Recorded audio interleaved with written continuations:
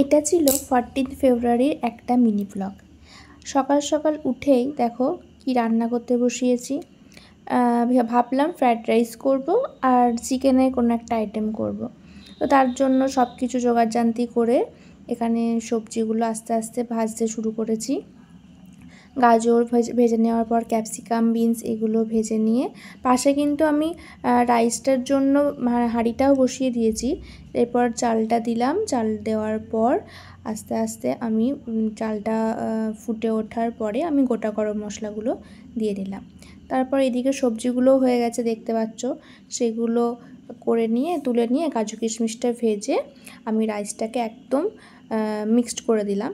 এরপর রাইসটা মিক্সড করার জন্য আমি দমে কিছুক্ষণ বসিয়ে রাখবো। ঠিক আছে, এবার চলো চিকেনটা শুরু করি।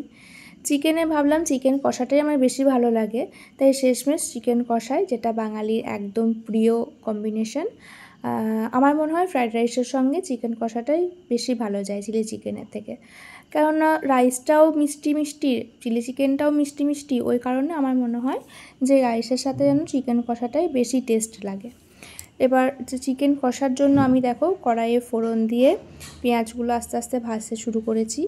তারপর টমেটো দিয়ে কিছুক্ষণ কষিয়ে তারপর আমি এইদিকে আদা, রসুন, কাঁচা লঙ্কা এগুলো বেটে ওগুলোকে একটুখানি কষাচ্ছি। তারপর সমস্ত মশলা, হলুদ গুঁড়ো, জিরে গুঁড়ো, লঙ্কা গুঁড়ো এগুলো দিয়ে যতক্ষণ না তেল না ছাড়ছে ততক্ষণ কষিয়ে চিকেনগুলোকে দিয়ে দিলাম।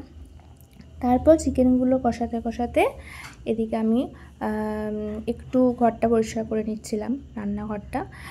তারপর চিকেন কষানোর পর চিকেনটাকে, যেহেতু বেশি ঝোল করব না তার জন্য অল্প জল দিলাম। এবার ঝোলটা একটু ফুটিয়ে ঝোলটাকে একটু গাঢ় করে শেষে গরম মশলা গুঁড়ো দিয়ে নামিয়ে দেব। তারপর গরম গরম পরিবেশন করছি। তো যাকে দিচ্ছি সেই খেয়ে রিভিউ দেবে কেমন হয়েছে। তো নেক্সট ভিডিওতে তোমরা রিভিউটা পেয়ে যাবে কেমন হয়েছে। চলো টাটা।